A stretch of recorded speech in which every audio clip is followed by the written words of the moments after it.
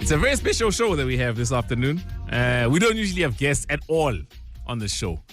I'm not saying this just because I'm trying to please you. You probably, I think, the fourth guest we've ever had since the show began. We've been on for over a year. Yeah. And we're joined by the one and only CIC, Julius Malema, in the studio. Thank you very much for coming through, Ganyan. Thank you for inviting me. Good. And you? Not bad. Yeah. You know, when I invited you initially, I didn't realize that we'd have more to talk about than what I previously thought. Yeah. So obviously last week was very big for our country, or the last 2 weeks. And then this morning we wake up, you guys had a matter in court. Yes. You know how that went. Yes. Are you surprised with the outcome? Well, it is, because I think that our courts should defend public interest and should always be on the side of transparency. And that when there is no crime being committed, even if it's a private matter, when you're a sitting president and your name is mentioned there, surely people should know if they are safe with you. The president holds a very big influence, and those who finance him, he develops soft spot for them. And in order to hold him accountable, you have to know who are these people that finance the president, because you might find that they are the ones who are actually running the state now, but we are unable to put one and one together because we don't know who financed the president. So in case you're listening and you just joined us and you have no idea what we're speaking about, the CR17, I should say, yes, bank statements, that matter was before court, the High Court, and it was dismissed with costs against the EFF. How do you dismiss a matter of public interest with costs? You are using money to discourage people from taking the powerful head on, to dismiss it and say, well, you don't have a case. Since we're a political organization acting in the public interest, why do you impose money? You want to use money to suppress people from holding the powerful accountable because they do not have money. In most instances, we've been before courts. Courts have always said, we're lost, and then they say we can't give costs because we think these guys are here for public interest. And it was extremely shocking. Mm-hmm. So that was the first matter. And now this afternoon, something which the EFF had long called for, to be quite honest, the postponement of the local elections. We see now that there's a recommendation by Moseneke that indeed that should happen. Does that come as a surprise to you? No, not at all. I mean, remember, former Deputy Chief Justice, as a Chief Justice we never had. It's a man of rationality. It's a very sober man, and always applies his mind to issues. And Moseneke, even when he dismisses you, he gives proper logical explanations as to why he arrived at the decision he arrived at. So we always knew that they have appointed the right person and he will do justice to this matter. Many South Africans like coming late to the party and not, theoretically, even practically. I mean, if you say you have a party at Ennisfree Park, starting at 2, they're going to arrive at 9 in the evening. So we're not shocked that many people are now going to come to the party because the EFF always says these things way in advance. They come late. Is this a superior logic you always boast? That's the superior logic of the EFF. Even on this CR17 we spoke about much earlier, we can't retreat now. We'll be dismissed. We'll still go to Constitutional Court. If we get dismissed, it's fine. But ultimately, people will realize with time as to what is it that the EFF was talking about. This Zuma they don't want today. When we held him accountable, we're called all sorts of names. We're called anarchists, disruptors, illiterate, and all types of manner of things in Parliament and everywhere else on the streets. And today, they've joined us and they've even gone beyond us.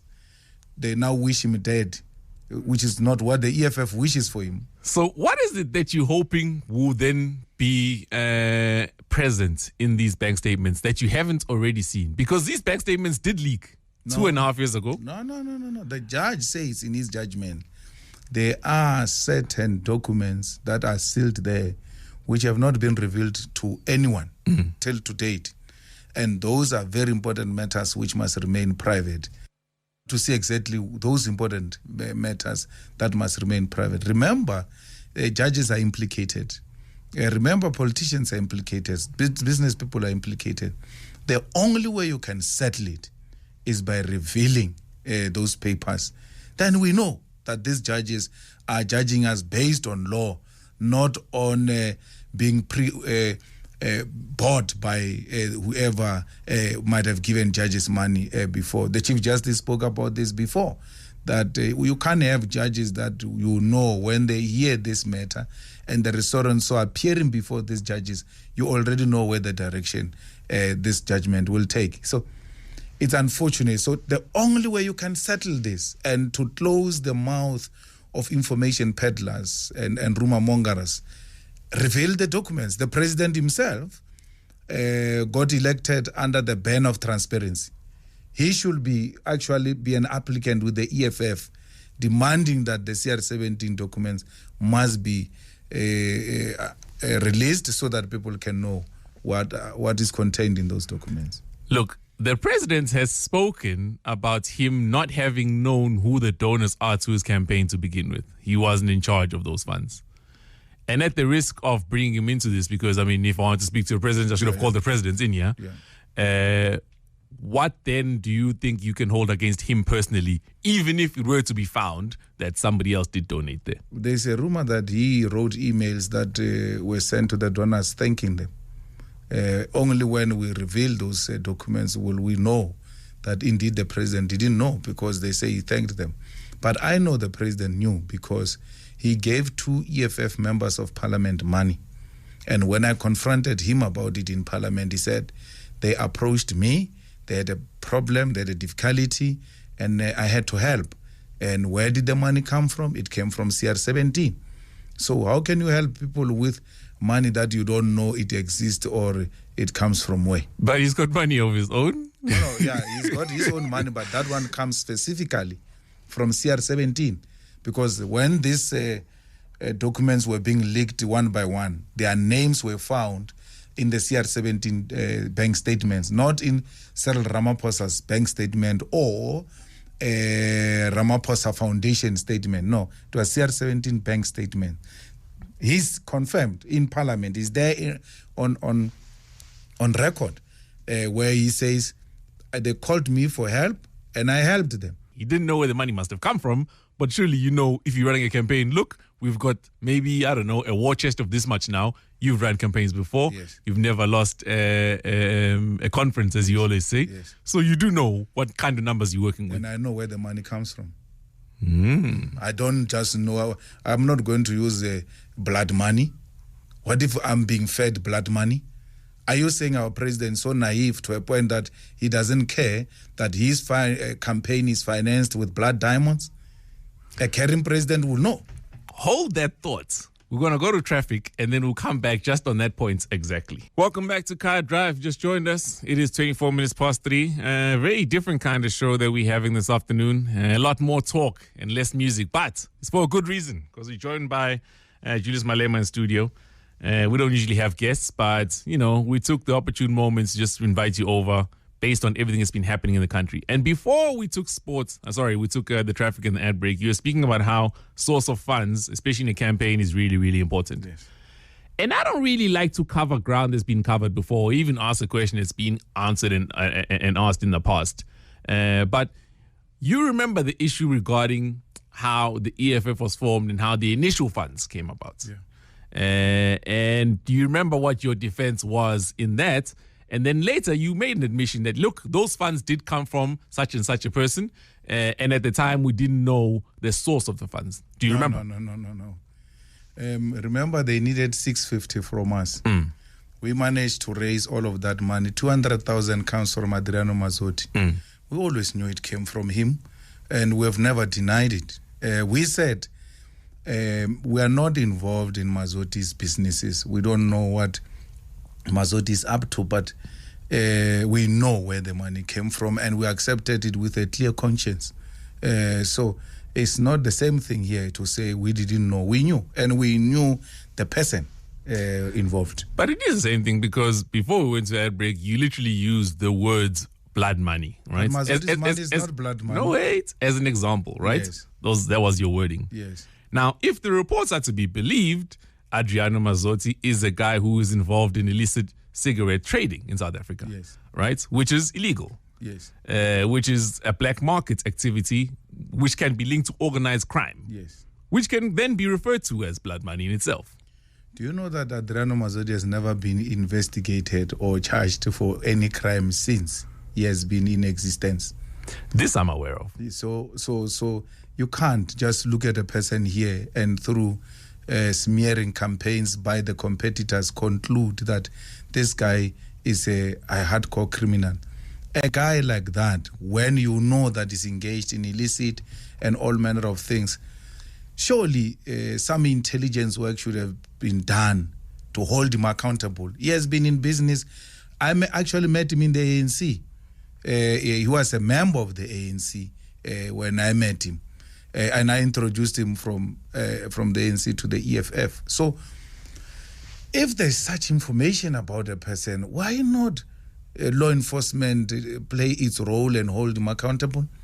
So you cannot just on the basis of smear then take a conclusion. All I'm saying is that the president should have ought to have reasonably known who the funders are. And to say the president doesn't know, it is entirely incorrect, because there's no way he will accept money that he doesn't know where it comes from, unless he doesn't care. So that's why I would know that part of the money comes from Mazzotti, and I will know who Mazzotti is, and I will accept that money with clear conscience that this is who we are.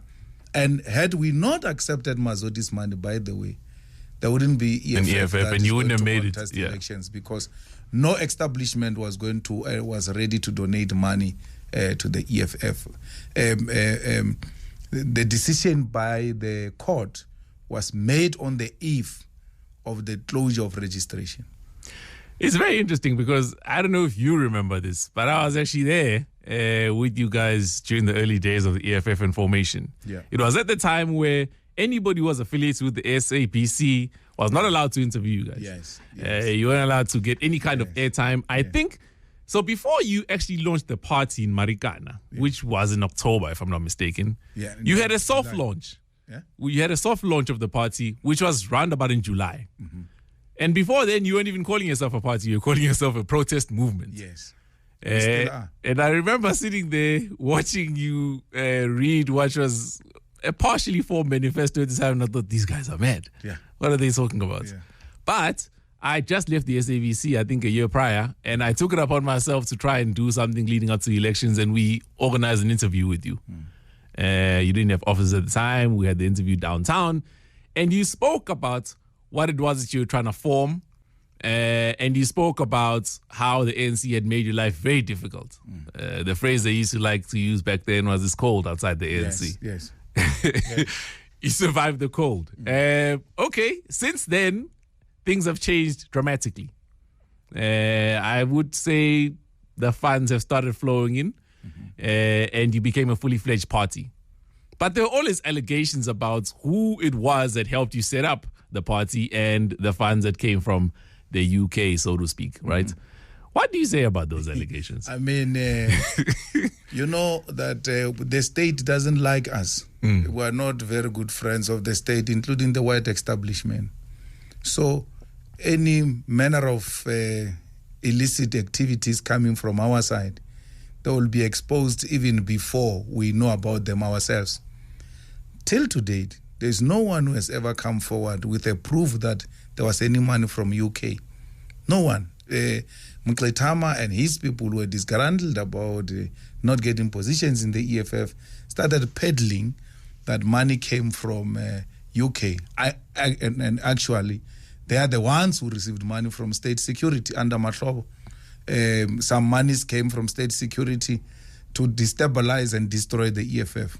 10 million was set aside on Project EFF. I'm shocked because those revelations were made and these people were supposed to appear before the Zondo Commission to speak about why did they get the money. So You did, however, have trips to the UK.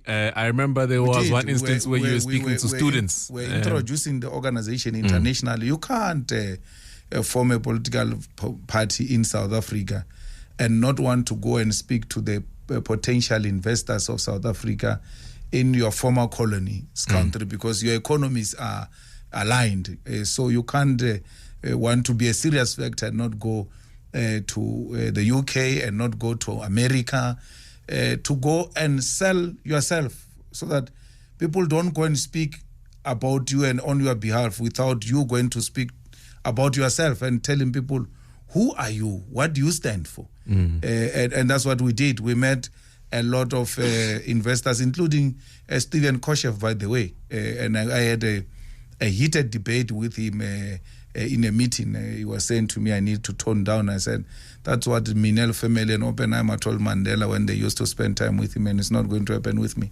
So we met the captains of industry. We meet people who disagree with us. Why do you want to spend time talking to yourself? You ought to persuade other people to buy into your ideas. And those trips were for that purpose. Who took out the pictures? It's us. Who announced the meeting publicly? It's us.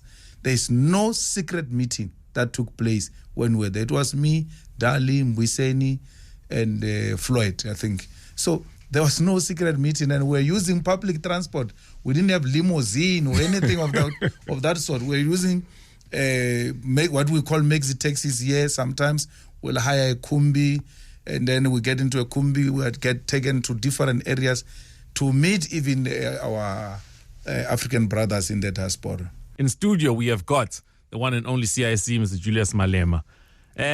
We've got a tweet here from Lunga Slick. Lunga Palmer saying, please ask Julius Malema what he thinks about people calling him inconsistent. I was going to save that for later, but we can get into it now. Inconsistent with what? Because... So they call you a flip-flopper. They say your views change. Okay, but Cyril Ramaphosa said the problem there in KZN and here in Gauteng was ethnic. And the following day he said, no, it's not ethnic. So the politics I pursue, if you go to my COSAS days until now, they've been very consistent. I stand for left politics. I stand for free education, land for our people. I said all of this, even when we were burying the former president or the founding president of COSAS, Ephraim Mogale. I was very young. I spoke about these things I'm speaking about now. So given those titles by those who disagree with us to delegitimize us, so that as and when we make an input, people do not listen to us because an impression has been created that you can change the following day. We never changed on principle from when we were young until now. So I don't think there's anything, I changed on what? I've held President Zuma accountable, for instance. And I said the highest punishment you can give to a sitting president is by making sure they don't finish their term. It hurts them to the grave. President Mbeki till today, he will never recover from that. You did, however, utter the words, we want to see Zuma in jail. Yes, because we want to hold him accountable. Yes. And then when the sentence was handed down, albeit for something totally different, right, 2 weeks ago, you then said, look, he's an old man. He doesn't deserve to be in jail. No, but you can have Zuma in jail, not necessarily in the cells. You can give him house arrest. You can have him at home. That is still a sentence on its own. That is still a punishment on its own. Because ours is a correctional service. What do you want to correct with an 8-year-old? Because we correct you and reintegrate you back to society to make a contribution. That's why we spend money on you. So to spend money on an 8-year-old is a wasteful expenditure. You won't come back and be useful anyhow. So you can have him arrested, but place him under house arrest. You still get the same results. So I want Zuma accountable. I want Zuma held accountable. I'm the one, I fought with him when it was not fashionable. All of these ones who are going after him are peacetime heroes who were very scared of him, by the way, who defended him. Hold on here before we get into that one, because now we're going to get into serious issues. More talk than music, and that's because we're joined in studio by our guest, Julius Malema. the CIC of the EFF. So before we went to traffic and took the break, you were getting into the issue of holding former President Zuma accountable. Maybe let's backtrack a little bit, right? Because I want to set the scene here. You recently turned 40. And by the time people turn 40, they have got at least 3 instances, right, that have defined them, changed their trajectory in life, or then confirmed that they head in the right direction. For you, can you tell me what were those instances in your life? I don't know, because I think anything in politics is not a mistake. It is deliberate, it is planned, and its outcomes are, in most cases, predetermined. So let me put it this way then, right? Because just in your personal life, not necessarily politics, right? Okay. You grew up in a household with your mom and your grandmother. Yes. You often speak very highly of former ANC Youth League President Peter Mokaba. Yes. You call yourself the kid of Peter Mokaba, right? Yeah. That's the one person that I could then assume that was a role model to your male father figure, right? Tell me if I'm wrong. You know, you're right. You're right. You then speak very highly of Jacob Zuma. I remember having a conversation with you and you were saying, at the time where he got fired as deputy president, you were helping him pack plates at his house, but he didn't know where to go because he had no house. Yes. Do you remember the conversation? Yes. This was at a time where you'd utter words like, "We will kill for Jacob Zuma." That's how close you were to him. Yes. Also, I would assume somewhat of a father figure, or maybe at least a mentor of some sort, right? No. Not a mentor. We supported President Zuma. And when we said we'll kill for him, it was a demonstration of commitment to the cause. That come what may, we're going to come out of this situation victorious. So we used those words as a way of demonstrating how committed are we to that cause, and we won it. So I was never close to President Zuma, by the way. You know, the first time I went to Nkandla is when I went to FT now. I've never been to Nkandla. I've been to... Nkandla I can understand, because by the time Nkandla was built, your relationship had deteriorated. No, remember, during our term as the Youth League, he used to throw parties there every end of the year. And we took a conscious decision, myself and Mbalula, that we shouldn't go there and be seen to be part of the plates and furniture of President Zuma, because we are not that. We're supporting him for particular reasons, and that mission has been accomplished. So I've been to his house in Forest Town during the rape trial, only I think twice or so. I've never, I never had President Zuma's cell phone number, and I've never spoken to him on the cell phone. But I've got Cyril's number, and I speak to Cyril on the phone. So actually, if you were to compare the relations I had with Zuma and Cyril, I'm more closer to Cyril than I am to President Zuma.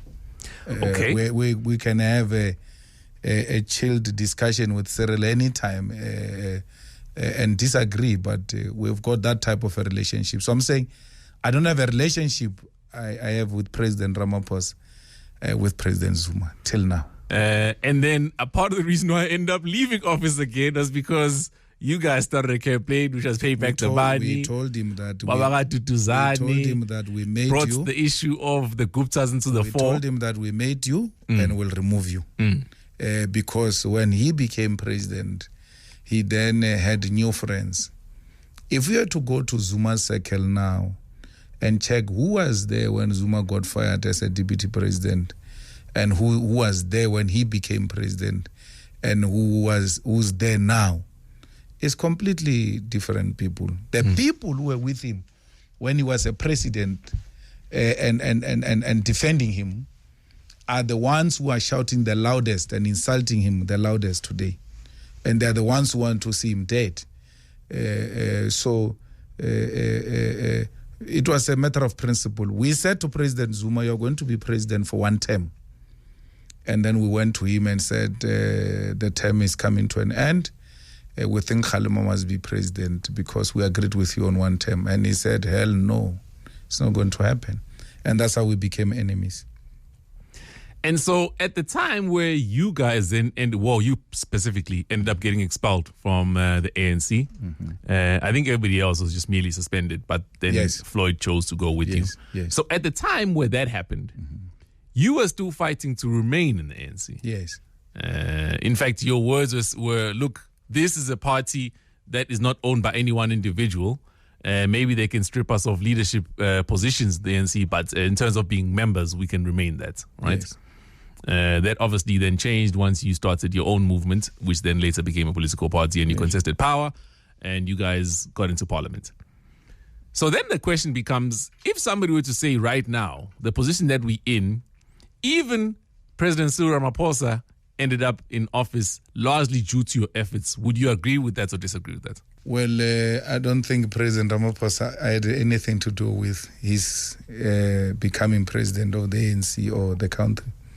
My desire to remain in the ANC at the time was inspired by the fact that it was the only organization that had a potential to pursue the struggle for the total emancipation of our people, which will mean economic freedom in our lifetime. There was no alternative. And to ditch the ANC would be to ditch the agenda of economic freedom in our lifetime. And that's why we emphasize that even if you want to take any drastic action, remove us from positions, suspend us for many years, not to occupy any position in the movement, let us remain, just support us. Because we wanted to pursue, for us it was not positions, we wanted to pursue the agenda for economic freedom in our lifetime. Myself, Masondo, Floyd, had a discussion in my house that since there is this development, we need an alternative platform to agitate for economic freedom in our lifetime. And we looked at three scenarios. Should we form a political party? Should we form a non-governmental organization? Should we form a non-partisan type of a platform where we'll engage and all of that? And when we went on with the discussion, Masondo was no longer there. And we took a decision, myself and Floyd, that, you know what? This platform we're fighting for is no longer available for this type of struggle we're pursuing. We need to create something fresh, something new, and then we need to continue with the same agenda that we've been pursuing within the ANC. That's how the EFF was born. So the argument, even internally in the ANC, was that take the positions, take everything, leave us as members, because we knew we'll fight from the ground for what we stand for. But you, understanding politics the way that you do, and I know you do, it's not something we can sit here and debate, you understand that there's three types of leaders, right? So there will be a charismatic leader, somebody that people gravitate towards, and that person may or may not be good. That's besides the point. Yes. President Zuma was one such. Yeah. You are another, for example. Yeah. Pastor Bushiri is another, right? And then you get people that are governors, don't necessarily have a following per se, but they can govern, right? I'd argue that maybe Cyril Ramaphosa is one of those people. I can't. Well, we'll get to whether or not you agree, right? And you can maybe look at, I don't know, former governor Tito Mboweni, for example, is somebody who can govern, but doesn't necessarily have any kind of charisma to rally people around him, President right? Mbeki. Yes, that could be true. That could be true. Yeah. And then you understand that within that, you then also have the third bit, which is a politician.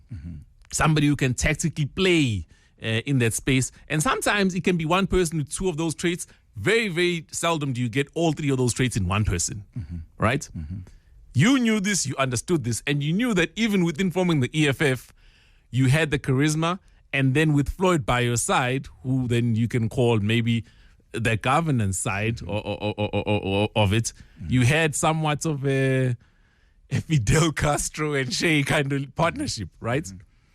I'm here to then pose to you and say that without the noise that the EFF had then started within the ANC, President Cyril Ramaphosa would have faced a very difficult time amassing any kind of position in the ANC.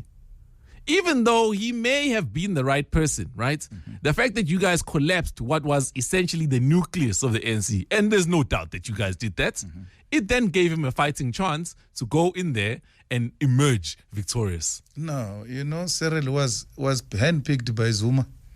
and made him deputy president. Yes, because but that didn't necessarily mean that the guy was going to end up being president. That's how the history teaches us, that they all become president. Deputy president become president. He went to fetch him, and then we have what we have now. President Mbeki went to fetch Zuma. We have what we have now. So it has always been like that. But I agree with you that if we had a strong youth league in the ANC, which is what led to our expulsion, President Zuma would not have been president in Mangaung for second term. He knew that. And he made that calculation that, you know what, if we don't get rid of these people, we are not going to win that conference. And Malema would have been president if we're not expelled. A lot of people supported Malema. They lacked the necessary courage. And remember, for you to take on a head of state, you have to have courage. People just need someone who's got courage to take on the powerful. Then they will come. But even if they didn't want Zuma, they were all scared. And then they ended up surrendering and then allowing him for a second term. So the youth league distraction was for the purpose of second term. And at the center of the planning of the destroying of the youth league was Gwede Mantashe, working with Zuma, because we said Mbalula must be the SG and then Malema must be the president. And Gwede knew that he was not going to make it. Went to mobilize Zuma and said, no, actually I'm the gate to you. They want to get through me in order to remove you. And he was right, because we didn't want Zuma to go for the second term, but we didn't have to go through Gwede. We went through Zuma himself. We told him on his face about it. Now, when you guys eventually do become the opposition, right? Fastest growing party over the last 2 elections, I'm talking local and general. There's no dispute there. And I think you can see you yourself use the words, this thing is moving nicely, right? If somebody were to say, okay, the events of the last 15 months in the country have left a gaping hole and perhaps a chance for you as an EFF to demonstrate now this leadership that you've been speaking about, would you be willing to take that? Yeah, but you don't say that verbally. You do it through cross. They have to vote for the EFF to be in power. That's why when there were gymnastics in the past 2 weeks or so, we stayed back. Let those who are elected deal with it. They've got more confidence on them. Let them deal with it. It is not our issue. It is a partisan issue, and we shouldn't be dragged into it. So we refused to come in there. But then, as an observer, if I were to say, for me, it always seems like, especially in South Africa, that opposition parties are happy being opposition, but not necessarily happy to govern. No, we want to govern. We're not scared to govern, and we'll govern effectively, and we'll govern in a very responsible manner. We're not scared to take decisions. We're not scared to take risk. I mean, Sizwe, where we are now, everything was about taking risk, and we're known for that. So if given an opportunity, we'll govern. We had a discussion with the ANC, by the way, some few months ago, about them taking Joburg and then voting with us to give us Tshwane, because we wanted to demonstrate that we can govern. We are not just charismatic leaders. We are leading a solid organization with a clear direction, now 8 years, without relying on any veteran, without relying on any memory, relying on our ability to govern. We've got more than 1,000 public representatives. There are so many people who, if you so wish, they can just defy you any day they want. They can just run a destructive program to destroy the organization. It hasn't been the case with the EFF. Why? We can govern. We are that type of leadership which can govern and run its own affairs in an orderly manner. So, what happens? Then let's take a look at history and what it shows us, right? Yes. You mentioned, for example, talks with the ANC regarding to some kind of a coalition, or at least a trade-off, where you can take this. They govern there. We don't do a coalition. We vote for them in Joburg. They govern alone. We remain in opposition, opposing them. Then we govern in Tshwane. They vote for us to govern in Tshwane. They sit in the opposition, opposing us, so that we can demonstrate ourselves on our own what we can do as a political party. And they refused that. I mean, initially they agreed. And Paul Mashatile was leading such a discussion. And then when we went to Tshwane, we were told that some ward councillors of the ANC are refusing, which was a clear demonstration of a centre not holding. Okay. On their part. But then let's speak about the coalitions that you had formed in the past, right? Because you did get into bed with the DA. No ways. You did? No, we never formed a coalition. We removed the ANC with a hope that when they lose metros, that will humble them and their arrogance will be dealt with and they will come back to the table and want to engage in a reasonable manner. But the ANC being ANC, even after losing metros, the arrogance continued to grow and grow. When we said to the ANC, by the way, interestingly, we're going to give you all the metros. We're not going to get involved on condition you remove Zuma. They all defended Zuma. Was it a tribal issue when they defended Zuma? Now they've reached a ceiling. They can't think. They say it's tribal. They've always supported Zuma. Support for Zuma didn't start in KwaZulu-Natal. It has always been there. They all did support him. And it has not been tribal. So but be that one as it of may, the options we gave them that time was that remove Zuma, we give you metros.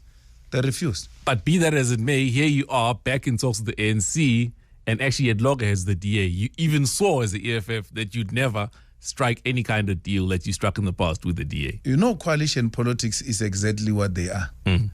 When there is no outright winner, you are going to find yourself going to from, looking at what is the best deal, not only for you, but for the people of the city. So coalitions are going to be there. Our next a decade or so, and the most unfortunate thing is that in Gauteng, it will even lead to the province, by the way, where there will be a coalition. The reality is that we're going to have to kiss frogs on our way to power. That's what coalition does. But a naive person who has got no clear clarity of what politics are and what coalition politics are in particular will think that you are inconsistent. Coalition means permanent give and take.